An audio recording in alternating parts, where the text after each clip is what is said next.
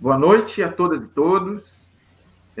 Viemos, por meio deste vídeo, trazer, então, a videoaula número 3 da filosofia, da qual nós estamos trabalhando por uma perspectiva histórica. Então, estamos tratando inicialmente da filosofia antiga, em breve estudaremos a filosofia medieval, a moderna e a contemporânea.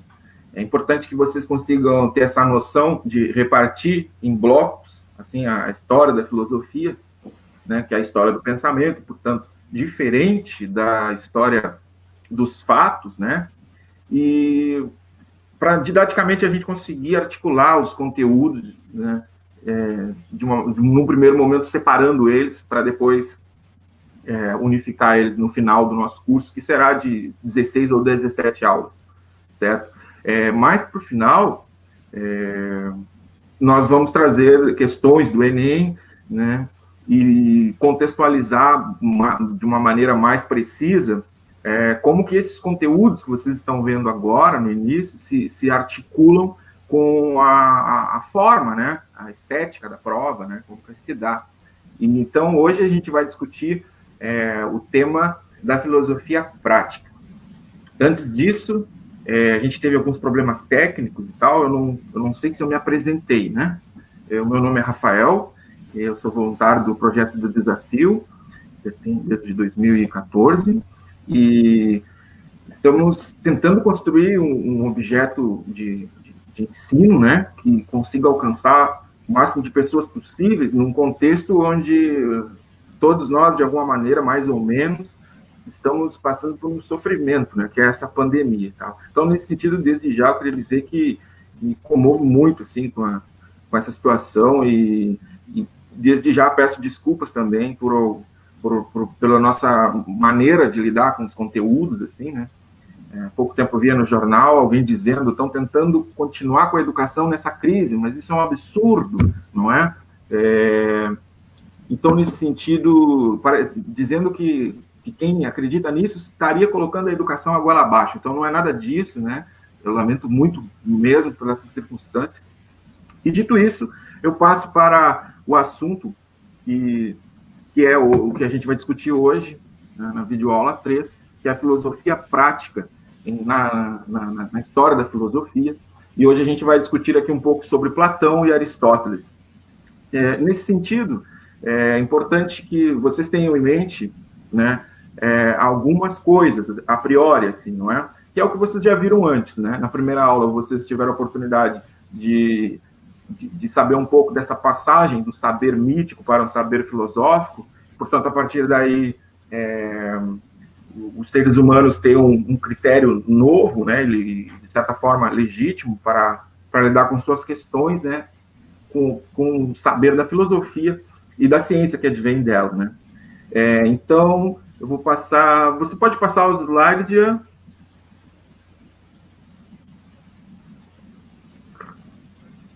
Aí, volta. Esse aí. Não. Volta um. Na verdade, o segundo slide. É esse aí. Este é o terceiro. Tem a capa, o primeiro, este daqui é o terceiro. Tá, eu quero o segundo. É esse daqui, então. Ó, esse Algumas daqui configurações. democracia, Esse aí. o Perfeito, debate. então mantém aí. Certo. Falar um pouco sobre essa ideia de debate em praça pública, né?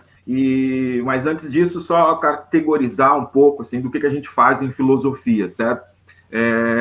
Conteúdo de filosofia que vai aparecer no Enem, que não é muito diferente daqueles que também acontecem nos concursos públicos e outras exigências assim, né, dessa disciplina filosofia, ele é trabalhado numa perspectiva de 3 eixos. Então, acho que é importante dizer isso, sobretudo porque nessas circunstâncias que a gente se encontra, muitas pessoas são autodidatas, né, e de repente, escutando algumas informações relevantes, assim, podem entender um pouco mais de como funciona essa disciplina no quadro curricular, né, que nós temos, a filosofia, né, e saber como é que ela se articula, assim, como é que a gente tem acesso a ela, né, do ponto de vista, inclusive, do professor, né, Então, nós não tiramos a filosofia da nossa cabeça, né? Obviamente, a gente trabalha com os documentos do MEC.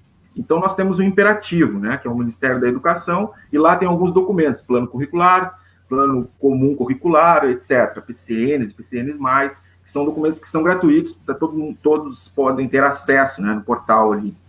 E nesses documentos nos dizem o seguinte, que a gente deve trabalhar na perspectiva histórica. Então, uma das competências que a gente tem para explorar os temas é pela perspectiva histórica, né, dividida em 4 partes, né, iniciando ali 6 ou 7 séculos antes de Cristo, e chegando até o século IV de Cristo, então o total da filosofia antiga. Depois do século IV depois de Cristo até o século XV, nós temos o período da filosofia medieval. Do século XV até o XVIII, nós temos a filosofia moderna, e entre 18 e a nossa contemporaneidade, moderna contemporânea ou contemporânea, né? Vai depender do manual que a gente explorar. Então, nesse sentido, assim, é o eixo histórico, né? Ali nós temos um imperativo do MEC que nos diz, trabalho nessa perspectiva. E o segundo eixo seria o eixo de problema, né? Que a gente trabalha os problemas, as perguntas. Um problema em filosofia é sempre, ou quase sempre, caracterizado em forma de pergunta. E é uma pergunta filosófica porque ela tem uma carga diferente, assim, uma certa caracterização diferente. Você não é apenas um trabalho descritivo, não é? Como as ciências, assim, 2 mais 2 é igual, aí a resposta seria a resposta do problema, né? Ou alguma coisa mecânica, né? Mas é sim uma resposta ao problema, pode ser uma resposta afirmativa, pode ser negativa, pode ser uma resposta com solução, sem solução. Então é sempre a partir de problemas, né? 2 formas de lidar com os problemas, né? Nós podemos forjar problemas, né? Criar problemas a partir da nossa realidade e usar essa história da filosofia como uma caixa de ferramenta, e também, sobretudo, e o que nos é exigido no Enem especialmente, os problemas que os filósofos se ocuparam naqueles períodos, né? Então, por exemplo, o problema do aborto não era um problema filosófico naqueles outros períodos da história da filosofia, é um problema típico do nosso tempo contemporâneo, não é? Assim como o problema da fé e a razão era um problema que caracterizava a Idade Média, e o da ciência era a modernidade, e assim por diante. Hoje a gente vai lá no finalzinho, lá na primeira gaveta do nosso armário astral, assim como uma imagem, para fixar isso, buscar o início de alguns elementos da política que permeiam até hoje a nossa ideia mesmo de política, a nossa noção de política, né? Então, a gente tem toda uma perspectiva de uma literatura, né, filosófica ocidental que é datada, como eu disse antes, né? E para finalizar minha fala sobre como a gente lida com filosofia, tem um terceiro eixo, que é o eixo conceitual, temático, conteudista, né, que a gente pode trazer um conceito. Hoje, por exemplo, a gente vai trabalhar com um conceito de política, né, com um recorte histórico da filosofia antiga, né? Então, nesse sentido, a gente tem várias perguntas, assim, vários problemas que a gente pode inferir, lançar mão, para pensar junto com essa história da tradição ocidental, como que eles pensaram, por exemplo, pelas coisas que a gente dispõe hoje, assim, a democracia. Obviamente que temos que ter um cuidado aí para a questão do método, né? A gente não pode fazer isso de qualquer maneira, né? Ou seja, como eu disse antes, uma coisa é a gente ir em busca dessa história da filosofia com os nossos problemas de hoje, e outra é visitar essa história da filosofia com o interesse do qual eram os problemas, não os nossos, mas desses autores que estavam lá, né? Então, aí a gente não pode cometer anacronismos, né? Porque a gente vai ver que na tradição tem várias coisas, como, por exemplo, a escravidão, né? Alguns meios econômicos, como o feudalismo, coisas que pessoas muito importantes para a nossa história ocidental defendiam, que hoje não tem como a gente defender mais, né? Portanto, não eram gênios de um tudo, porque, em alguma medida, acabavam também tomando decisões que hoje a gente entende como erradas, mas que naquela época talvez não fosse possível ainda ter. Bom, eu digo isso, e antes de partir para o conteúdo mesmo, né, eu gostaria de perguntar a vocês, alunos, eu estou sem o controle aqui da parte técnica, eu não sei nem quantos tem, né? Então, dizer para vocês que está aberto o chat aqui, para que vocês se coloquem criem alguma pergunta, né? Vão interagindo, e porque a gente está construindo isso junto e é uma mídia diferente, a gente, né? Então, é muito importante o protagonismo de vocês. Para isso, solicito que vocês participem aqui do chat. O Jean está ali, a Leonor também, e pode contribuir para a gente tratar do que vocês lançam a mão para nós aqui.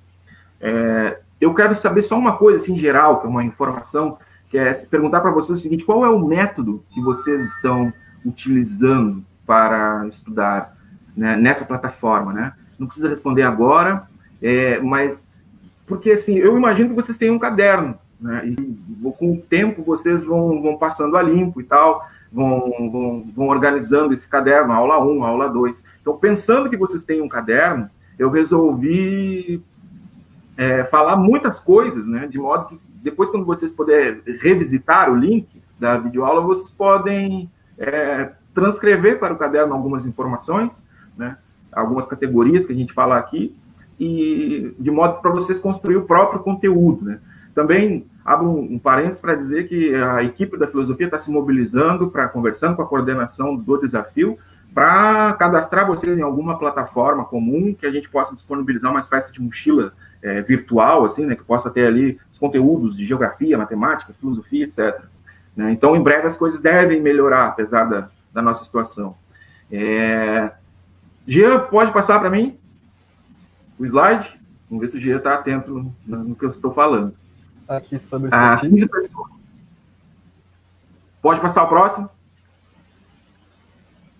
Isso. Bem, então eu queria dizer para vocês, aquelas imagens que estavam aparecendo aí agora, de um livro, tirado uma foto, se a gente tivesse já essa mochila virtual, essa plataforma, eu poderia estar disponibilizando em PDF, vocês acessariam ali e tudo mais, bem levezinho, né, o PDF. Mas isso ainda não acontece, então vamos nos levando. Ali tem um pequeno texto, onde possivelmente, espero que vocês possam ler, né, que é um pequeno texto retirado do, talvez você tenha em casa, se já estudou filosofia, Mirna Fernandes e Gilberto Cotrim, né, Fundamentos de Filosofia.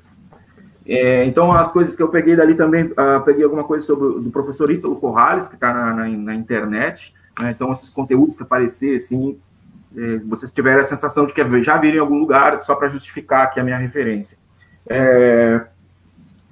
Bom, dito isso, eu espero que vocês tenham um método, né, para ir anotando as coisas.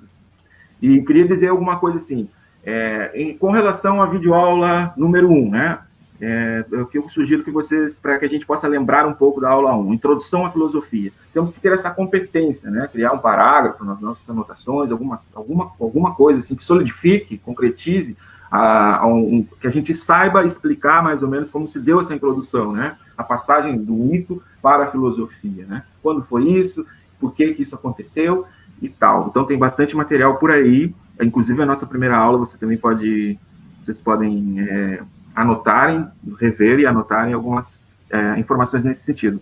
Então, a passagem do mito para o saber filosófico, né, e os filósofos naturalistas, pré-socráticos, certo? Aqui, então, eu disponibilizei uma fotografia, né, do livro esse que eu mostrei, mostrando ali alguns pré-socráticos, né, uma tabelinha bem didática, que vocês podem aperfeiçoar em suas anotações, e no lado de cada autor ali, ou abaixo, você pode estar trazendo características a mais, né, do que essas que já estão ali. E agora o Jean pode trocar o slide. Tá. E vimos também na aula 2 um pouco do que o Jean vai falar agora para vocês. Eu vou passar a palavra para ele, mas antes eu queria dizer uma coisa, que é a pergunta para vocês responder. Pode voltar, Jean, só um minutinho. Aí, só um pouquinho. Eu vou falar só algumas considerações para vocês e responderem, né? Se vocês estão usando algum método, fazem anotações, tem um caderno físico, a pergunta seria essa: tem um caderno físico, né? E aí vocês interagem no chat dizendo, tem um caderno, não tem um caderno, como é que vocês guardam, né, esses conteúdos que a gente está disponibilizando? É uma informação relevante para a gente pensar, melhorar, enfim. Dito isso, eu queria dizer o seguinte, falei algumas coisas da filosofia do ponto de vista como que ela é aplicada, né, nos currículos, e também queria dizer que tem uma separação que se faz na filosofia, sobretudo desde a filosofia antiga, que é a filosofia teórica e a filosofia prática, né? A filosofia teórica lida com as questões do conhecimento, as questões ontológicas, metafísicas, as questões do ser e tal. e didaticamente se divide as questões da filosofia prática, que na base é a moral, a política e o direito. Conforme o período histórico que a gente estiver, digamos assim, analisando, estudando, né, essa ordem se altera, né? Você vê que na antiguidade mesmo, a ética estava sobre o guarda-chuva, digamos assim, da política. A política era o fim último da polis, a gente vai ver isso um pouco mais detalhado, mas são coisas que são da mesma esfera de conteúdo, do ponto de vista que a gente pode analisar esses conteúdos, pode estudar eles. Então, é importante que você saiba essa filosofia teórica e filosofia prática, né? Então, o Jean já iniciou a falar da filosofia prática com o grande tema da ética, a semana passada. Hoje ele vai falar mais um pouquinho sobre a ética e eu retomo daqui a pouquinho para falar sobre o tema da filosofia política, certo? Jean, tudo contigo, fico no aguardo. Obrigado, Rafael, pelo tempo. Eu queria pedir desculpas novamente, tanto para vocês, de não ter conseguido dar conta do conteúdo naquela aula, quanto para o Rafael, de estar aqui pegando uns 10 minutinhos da aula dele. Mas agora a gente conclui, então, e aí eu retorno para o Rafael para dar prosseguimento na política, tá? Vamos chegar de volta aqui na ética. A gente já tinha falado um pouco de Platão naquela aula, e agora a gente vai concluir rapidamente o Platão, a parte ética, e aí depois o Rafael retoma Platão com a parte política, tá? Aqui tem uma citaçãozinha, desculpem, do Platão que diz: não há nada bom nem mal, a não ser estas duas coisas, a sabedoria, que é um bem, e a ignorância, que é um mal. Agora a gente vai entender mais ou menos o contexto dessa frase. E aí, uma coisa só que é legal de dizer, na verdade, de retomar, é que o Platão ele foi um discípulo de Sócrates. E como a gente viu, Sócrates não deixou nada escrito. O que a gente tem escrito do Sócrates, em grande parte, foi o Platão que deixou pra gente. Então tinha aquela historinha do Anel de Giges, que na verdade foi reaproveitada para o filme e para os livros do Senhor dos Anéis. E ela basicamente fala que um cara achou um anel que podia deixar ele invisível. E ele estando invisível, ele poderia fazer vários atos que normalmente seriam ruins, só que sem as consequências de saberem que foi ele que fez, de ter castigo sobre o ato que ele fez. Então, se as pessoas tivessem a possibilidade de agir sem que elas fossem castigadas, sem que os outros descobrissem isso, as pessoas fariam isso? Ou as pessoas usariam para o bem? Ou elas não usariam de nenhuma forma? Essa é uma questão que Platão tratou. E aí, em um dos diálogos do Sócrates, o que está falando com Sócrates diz, então, que se ele tivesse o anel, ele faria todas essas coisas ruins. E aí o Sócrates, então, ele dá a resposta. A pessoa que faz a atitude má, na verdade, ela só tem esse comportamento porque ela tem um certo desconhecimento da realidade. Ela acha que fazendo aquela atitude má, ela vai conseguir um bem. Só que, na verdade, se ela tivesse uma consciência mais ampla, uma sabedoria maior, ela saberia que existem outras formas de conseguir esse mesmo bem que, na verdade, não prejudica tanta gente e nem a ele próprio. E aí ele vai dar um exemplo. Ele faz uma comparaçãozinha do bem como sendo o sol. Aí, como está escrito aqui, ó, dentre nossos sentidos, a visão não funciona sozinha, mas precisa da luz para funcionar. Enxergamos bem na medida em que há luz. Então, por exemplo, uma pessoa que vê um gato no escuro, vê um vulto assim, se assusta, porque está vendo uma figura sem forma, obscura, assustadora. Mas aí quando vem a luz do sol, a gente consegue enxergar o gatinho como ele de fato é. Uma fofura. Então eu trouxe aqui um exemplo bem básico pra gente, e é isso mais ou menos que o Platão está tentando dizer. As pessoas, quando elas não têm a luz do sol, que aqui é uma comparação com a sabedoria, elas agem mal. Mas quando, então, elas têm o conhecimento, elas obrigatoriamente agem bem. Então, mais ou menos, se a pessoa tivesse aquele anel e ela tivesse consciência de todo o mal que ela vai causar, de tudo, todas as consequências que aquele ato vai causar, o crime sem punição, o exemplo, se ele soubesse, se ele tivesse mais empatia pelas outras pessoas, ele não usaria o anel e ele continuaria se comportando bem. Agora sobre Aristóteles. Aristóteles, por sua vez, foi discípulo de Platão. Então a gente tem Sócrates, que foi professor de Platão, e Platão, que foi professor de Aristóteles. E tem essa frase conhecidíssima do Aristóteles que diz: o homem é um animal político. Então a gente já vai entender isso. Agora, a ética para Aristóteles, ela é... Eu tinha falado para vocês na outra aula que a ética é o estudo das moralidades, é o estudo dos sistemas morais. Mas para o Aristóteles é uma coisa um pouquinho mais individual. Para Aristóteles, quando a gente fala de outras pessoas, a gente está tratando de política. Quando a gente procura o bem de várias pessoas, de um conjunto, é política. Mas agora, quando trata do bem do indivíduo, a gente trata de ética.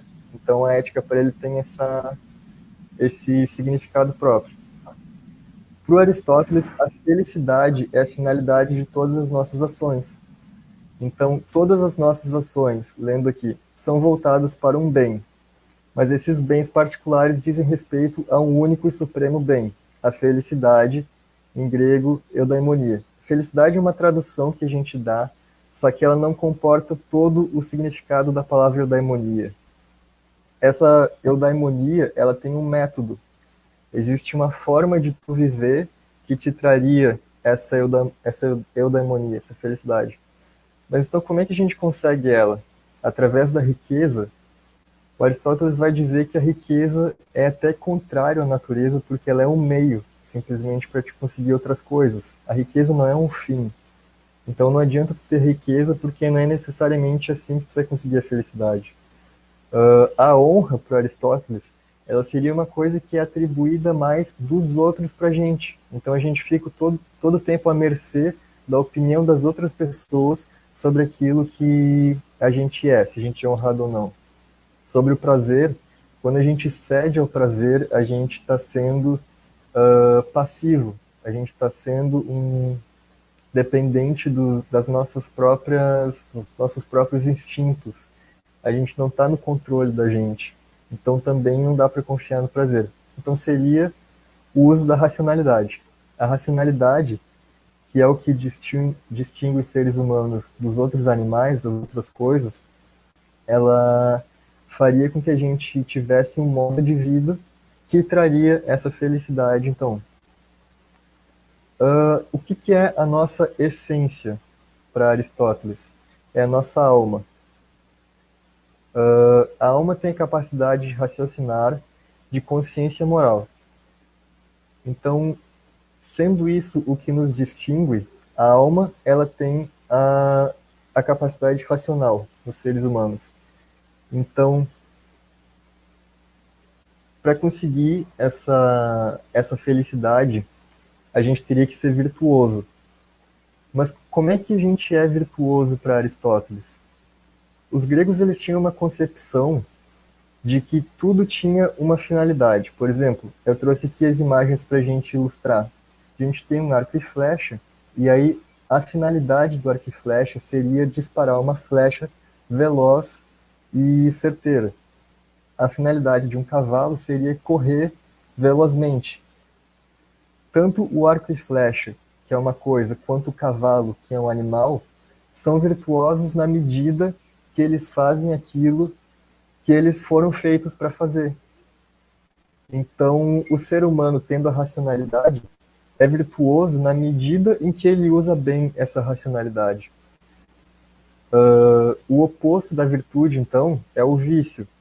Então, para Aristóteles, a gente tem que usar a nossa racionalidade para agir virtuosamente para alcançar o bem supremo que é a felicidade. Mas qual que é o oposto disso? Qual é a forma que a gente não deve se comportar, então? É justamente o vício. O vício é quando a gente se deixa levar pelas paixões, pelos prazeres do corpo, pela materialidade, pela riqueza, pelo poder. É justamente quando a gente vira submisso, assim, de alguma vontade, quando a gente não tem controle sobre nós mesmos. E aí, então, a gente tem como parâmetro para saber que a gente está agindo bem o que Aristóteles vai chamar de mediedade. A mediedade é justamente esse autocontrole em tu não deixar que tu ceda nem para deficiência e nem para o excesso. Então a gente tem os exemplos aqui, ó, das virtudes no meio, e a principal delas, a gente teria a justiça, mas aqui vamos pegar a coragem, tá?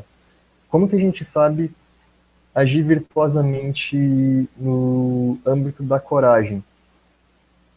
A gente pega os extremos, e aí o extremo pela deficiência da coragem seria a covardia, certo? Que é quando o sujeito não tem ímpeto, não tem uma atitude de fazer nada porque ele morre de medo. E justamente o contrário é quando tu não tem coragem, mas tu tem uma mistura de burrice com petulância, assim, que é quando tu acha que tu pode fazer tudo, que tu não pensa nas consequências e tu acaba encarando umas coisas que tu simplesmente não consegue enfrentar. Então a justa medida, o meio, seria a coragem, que é esse discernimento entre nem fugir e nem enfrentar coisas que tu não pode, que tu não consegue, não tem as capacidades para lidar, no caso. Depois a gente tem os outros exemplos, então. Aqui o exemplo do amor, por exemplo. O amor, a gente tem como deficiência o egoísmo, que é quando a gente quer tudo pra gente, quando a gente quer que os outros façam tudo segundo as nossas vontades, e pelo excesso, a permissividade, que é quando a gente faz tudo pelos outros, quando a gente se joga aos pés dos outros. O amor seria essa justa medida.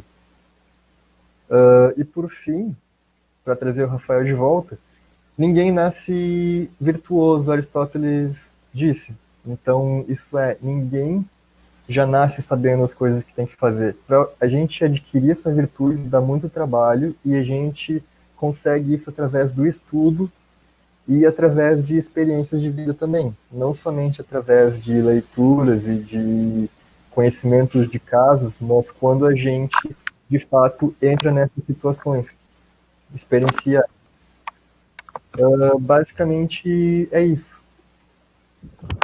Agora eu retorno para o Rafael, agradeço aqui o tempo e dá-lhe pau, Rafael. Obrigadão. Obrigado, Jean. Obrigado, Jean. Retomando, então. Então, assim, levando algumas coisas em consideração que o Jean falou, eu vou prosseguir minha fala.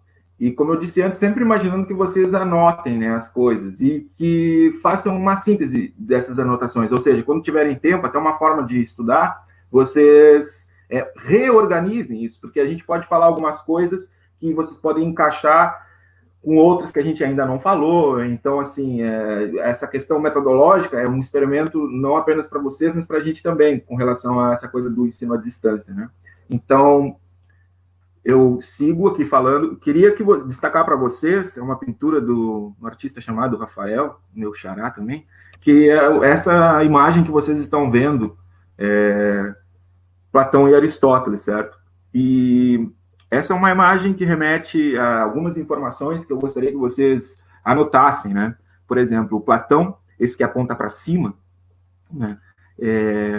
E o Aristóteles, aquele que acena para baixo, para a terra, para o chão, né? Então, pensando em justificar os seus argumentos de uma maneira metodologicamente idealista, no caso do Platão, né? Quando ele está dizendo mais ou menos com a imagem, talvez, que a gente deve encontrar os critérios objetivos para responder às questões, né, no mundo das ideias, né? Vocês viram a imagem da alegoria da caverna, ou o mito da caverna, que o Jean mostrou semana passada, essa ideia do sol também, né, que seria quem está dentro da caverna só recebe os reflexos, né, sensoriais, assim, de uma falsa realidade, né, no que se refere às imagens de quem está dentro da caverna. Então, todo um esforço para sair de dentro da caverna e alcançar a verdade. É uma imagem, né, que remete à teoria das ideias de Platão, né, ou seja, a realidade em si, segundo Platão, ela é dupla, né, e nós temos, então, uma realidade sensível, material, que é onde nós estamos agora, aqui, corpo, né? E uma outra realidade, que seria uma realidade verdadeira, ou seja, essa nossa realidade sensível, né, é apenas uma cópia daquela realidade suprassensível, que seria o mundo das ideias, né? Então, lá existe a ideia de cadeira, existe a ideia de cavalo, de ser humano, e lá existe, inclusive, o que o Jean falou agora da alma em Aristóteles, nós, em essência, nós somos uma cópia de nós mesmos. Então, quando o nosso corpo não existe mais, né, a nossa ideia, né, de enquanto uma pessoa, eu, no caso, o Rafael, estará lá. Então, de uma certa forma, nessa cópia, existe o que eles chamaram de alma, né, que a gente poderia também, se não quiser levar para o lado mítico ou místico religioso, pensar na identidade, né? Nós teríamos, então, uma identidade que já existe. Quando a gente nasce aqui, segundo Platão, a gente esqueceu de toda a nossa realidade formal e da nossa originalidade enquanto ideia. Então, é pelo conhecimento que o Jean falava, segundo esses autores, que a gente vai, no caso de Platão especialmente, nós ascendemos pelo conhecimento a verdade, a justiça, o belo e os critérios objetivos que vão guiar as nossas ações, né? Então, o bem, por exemplo, supremo, estaria nesse lugar suprassensível, que seria o mundo das ideias, que é um lugar atemporal, né, que não ocupa espaço físico, né, e que o tempo lá também não é cronológico, como a gente pensa no nosso aqui. E, portanto, as coisas permanecem para sempre. E essa é uma ideia muito típica, né, e associada também do cristianismo, né, com seu devido momento histórico e seus arranjos, né, teóricos muito precisos, né, no sentido de que o cristianismo também tem uma ideia de que a nossa alma, quando a gente sai daqui, a gente provavelmente, em algum momento, retorne para o mundo das ideias, né? Usando uma analogia com a teoria do Platão, né? Não é à toa que o modelo platônico é o modelo desenvolvido pelos teóricos cristãos da Idade Média, como especialmente Santo Agostinho e Tomás de Aquino, que veremos adiante. Bom, dito isso, eu sigo falei um pouco sobre o suprassensível e o sensível, né? E o Platão aparece na literatura filosófica como um discípulo de Sócrates, não é? E Sócrates, ele tinha um método dialógico, certo? Ô, Jean, por favor, alguém me avisa quanto tempo eu tenho, tá bom? Voltando. O Sócrates tinha um método genealógico, obrigado, que era o seguinte, a maiêutica e a ironia, né? Então, dialógico, a própria palavra já nos explica, né? Ele lança a mão de uma conversa, né? Então, ele chega usando a ironia, olha, mas você é tão sábio, né? Você que tem vários títulos, então faz a pessoa se sentir muito bem no salto alto, sim, tal. E, de repente, o Sócrates faz uma pergunta que deixa a pessoa deslocada e ela não consegue ter um argumento forte. Aí, então, ela acaba concordando. Então, a maiêutica seria parir as ideias, né? O método socrático tem essa coisa da maiêutica e a ironia da refutação, né? Só que o Sócrates era contra essa ideia de escrita, justamente porque o diálogo, né, essa coisa do contato, do diálogo, as pessoas não teriam como esconder o que seria possível esconder, segundo Sócrates. Ele era um pouco contra a ideia da escrita, né? Então, nessa época, os mitos e toda a educação tinha um caráter muito mais de narrativa, assim, no sentido de passar oralmente, do que propriamente escrito como livro, né? Então, a nossa literatura filosófica, nossa literatura artística e tal, ela é muito limitada, muitas obras se perderam durante a história. E a gente tem, então, como primeira obra de filosofia política, né, a República de Platão, que é um pouco o que a gente vai falar aqui. Enquanto que, para o lado de Aristóteles, a gente tem a política e também a ética nicômaco, que discute um pouco sobre questões políticas. E, como eu disse antes, a filosofia prática, né, ela é um guarda-chuva que retém, assim, a moral, a política e o direito, né. Hoje o nosso foco aqui na política. Eu queria só falar um pouquinho, então, sobre... Platão tem como característica principal essa ideia de que, para ele discute na República, qual seria a melhor forma de governo e quem deveria governar. E para isso ele fala de um rei filósofo, um cara que abre mão de certas coisas, tem uma educação rigorosa, e lá, depois dos 50 anos, né, ele ascende à sabedoria e ao conhecimento e pode, então, exercer esse cargo, né, de rei filósofo, de governante, né. E, por outro lado, né, a questão da imanência, o Aristóteles, ele vai discordar um pouco dessas ideias de Platão, e, sobretudo, na hora de justificar isso, né? Na hora de justificar os seus argumentos para falar sobre as questões, né? Questões que podem ser de cunho teórico e de cunho prático, como eu disse antes, né? No cunho prático, essas da ética, da moral, da política, do direito. Então, nesse sentido, o Jean falava para vocês o que era o bom, né, em Platão, depois do Aristóteles, falando como descobrir o que é o bom. Então tem a justa medida do Aristóteles. Para Platão, você ascende com o conhecimento, né, quem estuda, quem tem condições de ascender a esse mundo das ideias, pelo viés da ciência, do conhecimento, sobretudo a matemática é muito importante para Platão, né, então consegue alcançar esse bem, né.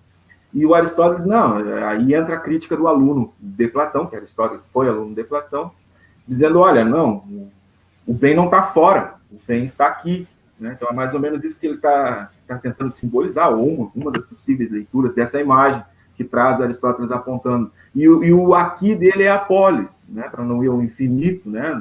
Aristóteles não sabia se nós tínhamos galáxias e tal, mas a ideia deles de limite, assim, com relação à filosofia política, é a polis. Então, felicidade ou eudaimonia, para esses autores, só é possível na polis. E alguns, já é uma discussão acadêmica, mas alguns autores defendem que Aristóteles seria a primeira obra de filosofia política e não Platão, porque a filosofia política de Platão seria muito mais uma teoria metafísica do que a do Aristóteles, justamente por esse caráter imanente que Aristóteles dá para as questões de critérios de objetividade para se ter na esfera da filosofia prática, ou seja, da onde que a gente vai tirar o bem, né? Como é que a gente vai justificar isso? Então, a felicidade é algo que só pode acontecer na polis, no Estado, né? Estado é um conceito que vai aparecer só na modernidade, mas a gente pode colocar assim perto a cidade, Estado, o país, a nação. Podemos usar essas palavras emprestadas para iniciar, né? Então, nesse sentido, tem uma grande crítica que o Aristóteles faz do Platão, nesse sentido, até epistêmico, diria, no sentido de justificação das suas questões, né, as respostas que eles davam, né. Platão tem essa palavra da transcendência, né, que ele acaba, para ter esses critérios objetivos, ele tem que ascender a essa outra... É uma mesma realidade, mas é uma camada diferente, né, como eu disse para vocês, o mundo das ideias, né. E para o Aristóteles, não, nós estamos aqui na imanência, e o nosso fim último é a polis, o ser humano só pode ser feliz dentro da polis. O Jean falou outra coisa importante, que era o zoon politikon, que o homem é um animal político por natureza, né? Então, veja, isso é uma coisa, para quem se interessa pelas questões do direito, isso é muito importante também, porque diz o seguinte, que nós temos... por natureza, uma capacidade, né, de dialogar, temos critérios já, que a nossa própria natureza, o que nós é próprio é conviver junto, por natureza, não é? Quanto que isso, na modernidade, vai se inverter, né? Ou seja, alguns autores vão dizer que no estado de natureza nós somos bestas como animais, né? E que só num estado civil, né? Mas o Aristóteles não, ele está nesse paradigma antigo, onde ele pensa que nós já nascemos com a capacidade, assim como o cavalo serve para isso, né, a lança serve para aquilo, o ser humano ele tem uma finalidade última que é viver em comunidade, né, viver... comunidade e sociedade são palavras emprestadas, né, mas viver junto, na polis, né, e... Beleza. Volta só uma vez, Jean. Alguém me disse 20 minutos aquela hora. Tá, agora não sei, devo ter uns 5. 15 minutos. Quero falar sobre... Oi? 15 minutos. Obrigado. Tá, agora só para falar Então, vocês terão a teoria do primeiro motor, né, que seria esse conceito de transcendência e imanência, né, transcendência ligada à ideia de teoria do conhecimento, em Platão, e a imanência ligada à ideia de teoria do primeiro motor, né, que seria mais ou menos a filosofia primeira de Platão, seria a sua teoria das ideias, né, a maneira como ele diz como é um ser, para então depois que ele tem essa filosofia primeira, a partir da sua teoria das ideias, então ele vai pensar as questões práticas, né, e o Aristóteles também, só que como diz a palavra imanente, eu busquei explicar um pouco, né, essa é uma outra modo de pensar, né, que vai se explicar também pela ideia de causística, né, que oferece ali 4 causas do ser. Eu não vou aprofundar nesse tópico, porque vocês terão aulas com um tema de metafísica ou ontologia, e aí vocês vão desenvolver esses tópicos, né. Então, por hora, é só para dizer que a gente não tira de lugar nenhum, né? E o método dele, ao invés de narrativo, né, é analítico. Então, se na República lá aparece, por exemplo, uma conversa entre 2 autores, várias pessoas em praça pública, assim, Sócrates fala para Dimanto fala para Timócrito e tal. E aí, o que acontece? Né? Um diz uma coisa, um faz uma afirmação, o outro nega, aí, mas não nega tudo, então eles reúnem uma síntese, né? Então, daí o método de Platão ser um método dialético, no sentido de você ter uma afirmação, uma objeção e uma síntese, né? Então, quando termina aquela conversa, a pergunta, a problema foi solucionada, ou não solucionada, né? Também tem a questão da aporia, que alguns problemas se manteram em aberto, né? Não deram solução, né? E o Aristóteles, por exemplo, eu escrevi ali dissertativo, né, um analítico dissertativo, no sentido de você pegar a obra dele, não tem uma conversa, assim, não é uma narrativa, fulano fala, depois o outro fala, né, ele sai escrevendo, assim, o que é um cidadão, né? Às vezes ele cita alguém, mas ele faz a citação quase do jeito científico que a gente faz na prova do Enem ou na universidade, assim. E o Platão, não. Então, são 2 formas de escrever distintas, né?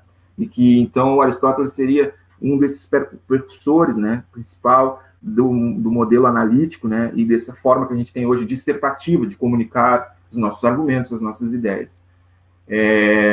Dito isso, então, falei do Zoom Politicon, a justa medida o Jean falou, podemos trocar, Jean, 15 minutos, agora eu vou fazer um pouco vou correr um pouco, assim, né, para ficar o conteúdo registrado. E então é o seguinte, como eu disse no início da fala, nós temos alguns problemas que a gente pode contextualizar da nossa realidade, né, do nosso tempo, sem cometer anacronismo, e visitar a história da filosofia. Então, talvez a gente pudesse se perguntar, entre outras coisas que a gente poderia formular, essa aqui foi só uma sugestão para esse dia, democracia, sua origem e história são relevantes? Né? A gente poderia se perguntar hoje, né, são relevantes a história da democracia, a origem, como que ela surgiu? Devemos aprimorar e não criticar a democracia?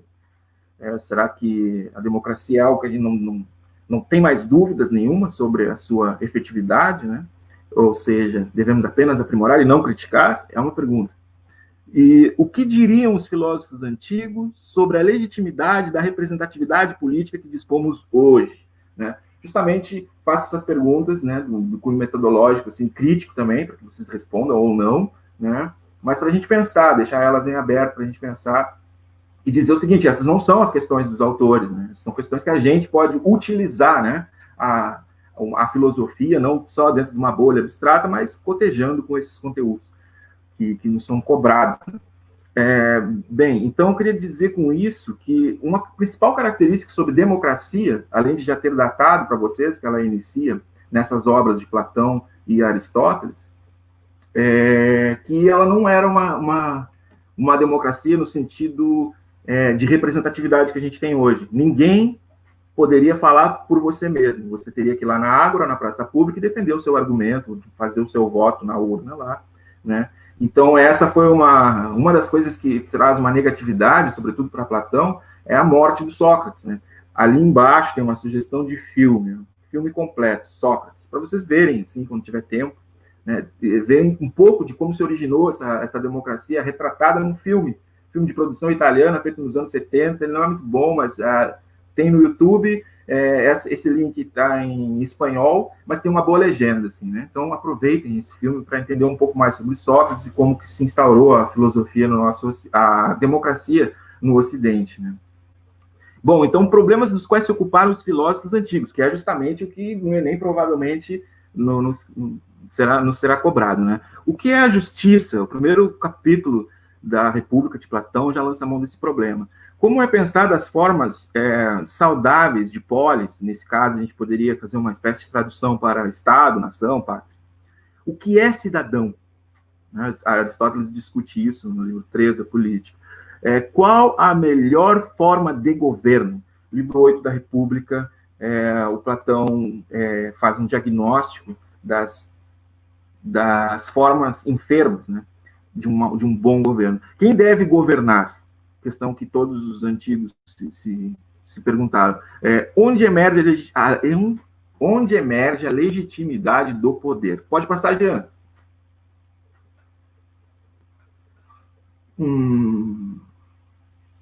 Isso. Então, algumas considerações do mito da caverna, que vocês já ouviram, podem conferir também, o YouTube tem vários vídeos informativos. Eu queria destacar aqui rapidamente, para a gente, nosso tempo está se esgotando, que tem o Reale,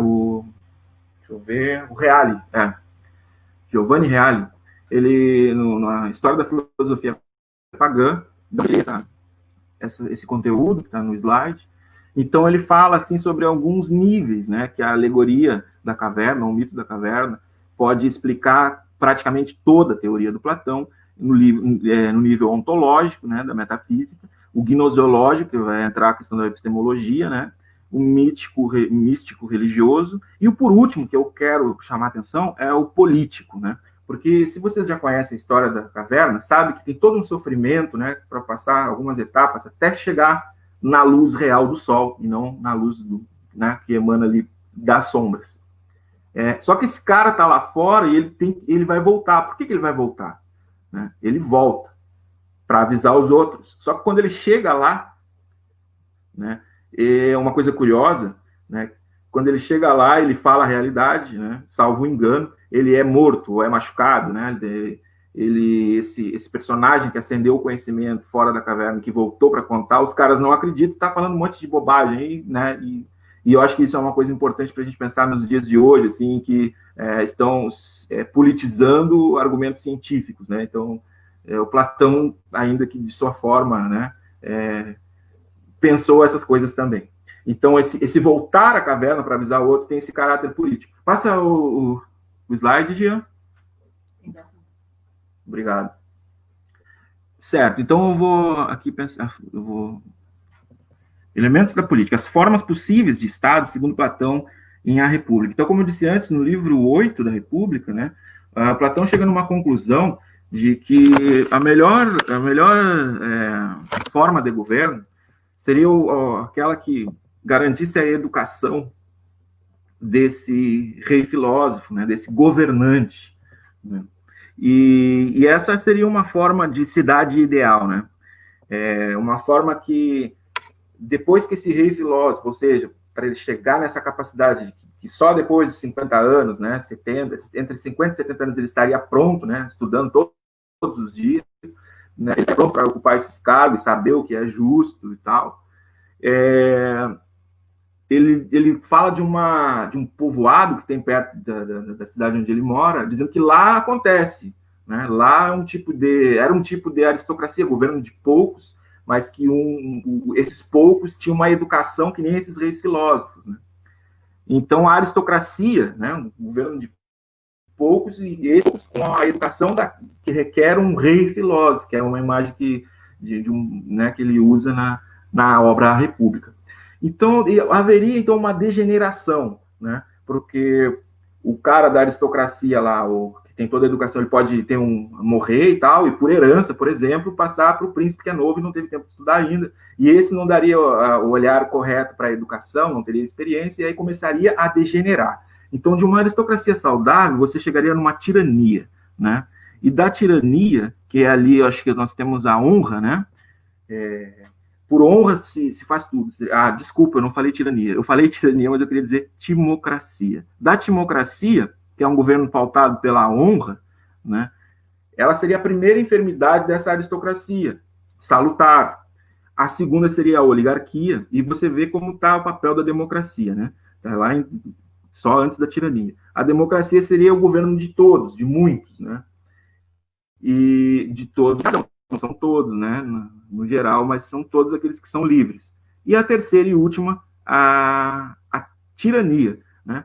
Tirania que seria também um governo de um só, mas que seria um cara que desrespeitaria tudo pela sua vontade individual, né? Inclusive violentaria os seus concidadãos.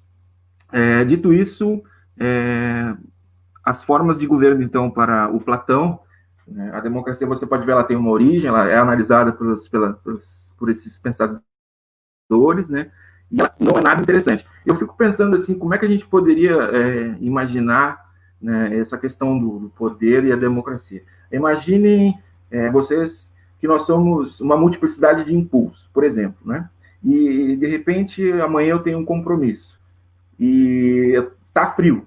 Todos os meus impulsos se reúnem para tomar uma decisão e diz, olha, fica deitado, fica na cama. Mas tem um outro impulso que diz assim, não, vai lá porque marcou, é um compromisso. Né? Então, todos os impulsos votando correriam o risco de eu ficar deitado e não cumprir com o meu compromisso, né? Emocionalmente e tal. Então, e assim se dá com a democracia. Nem todas as pessoas, talvez o sapateiro, o artífice, não pode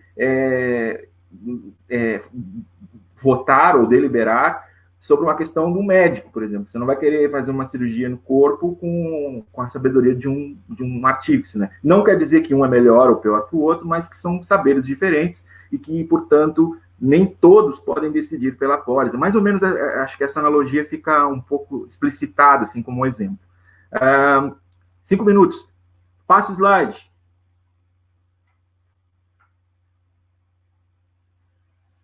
Certo. As análises do político podem resumir-se no seguinte esquema. Bom, ali você tem um esquema, né, como eu estava dizendo antes, governo de um só, monarquia, tirania, e esse esquema está disponibilizado para vocês. Como eu tenho muito pouco tempo, sugiro que vocês revisitem esse material e façam as anotações a partir do que está sendo oferecido nesse slide, mas eu já contemplei tudo que está escrito nesse slide. Jean, por favor. Próximo slide. Aí. Então, se Aristóteles também pensou, você veja como a filosofia primeira, aquele suprassensível, o sensível, ele tem a ver, né? Porque você tem, assim, lá no mundo das ideias, você tem uma forma de política boa, dos leis filósofos, da aristocracia, e que vai degenerando para baixo, né? Na vertical. E em Aristóteles ele pensa mais horizontal, até porque ele não está engajado nessa coisa idealista, né, que é a questão platônica, né? Então ele pensa por exemplo, no governo de um só, a monarquia, como uma das formas saudáveis de governo em relação à tirania. Então, quando esse um só governante ele se corrompe, vira uma tirania. E a aristocracia, governo de poucos, quando ela se corrompe, ou pela honra, ou pelo dinheiro, ou pela riqueza, ela vira uma oligarquia. E a politeia era o nome para um governo de muitos, mas muitos bem organizados, né?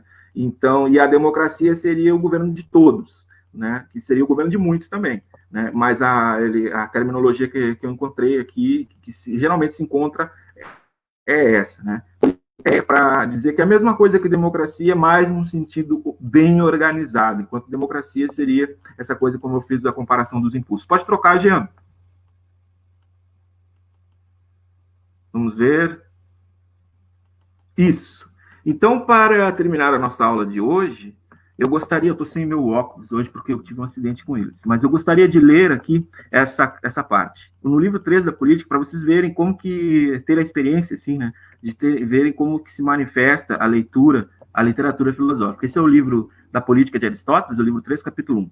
Para os estudiosos da natureza do governo, do que é cada uma de suas formas e de quantas são elas, a primeira pergunta a fazer se refere à cidade. Que é uma cidade? Até hoje, esta é uma questão controvertida. Algumas pessoas dizem que a cidade pratica um ato, outras que não é a cidade, mas a oligarquia ou a tirania no poder. Vemos que a atividade do estadista e do legislador tem por objeto a cidade. E uma constituição é a forma de organização dos habitantes de uma cidade. Mas a cidade é um complexo, no mesmo sentido de qualquer outras coisas que são um todo, mas se compõe de muitas partes. É claro, portanto, que devemos primeiro investigar a natureza do cidadão, pois uma cidade é uma multidão de cidadãos. E, portanto, você deve perguntar quem tem direito ao título de cidadão. Então, pessoal, por hoje é mais ou menos isso. Acho que eu já estou esgotando o tempo. E dizer para vocês assim, ó, vocês podem anotar assim, a ideia de cidadão, né? Cidadãos são os homens livres, né? Tem várias críticas que, né, que sobretudo o movimento feminista faz, de que não há mulheres como cidadãos livres, né? Mas até eu estou trabalhando com uma tradução de Aristóteles, que é justamente esse texto que eu mostrei. Mais adiante ele vai mostrar que ele fala em cidadãs também. Obviamente que deve ser uma minoria, né? A gente sabe que naquela época as mulheres, muito mais do que em outras, assim, tinha pouco acesso, né, à vida pública. Né? Então não eram cidadãos jovens, não eram cidadãos escravos, os estrangeiros, né? As mulheres, os jovens, de forma geral, assim, né? As mulheres, mas, enfim.